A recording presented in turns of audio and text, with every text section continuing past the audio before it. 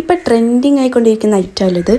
അതുപോലെ തന്നെ ട്രെൻഡിങ് സോങ്ങും കത്തുപാട്ട്.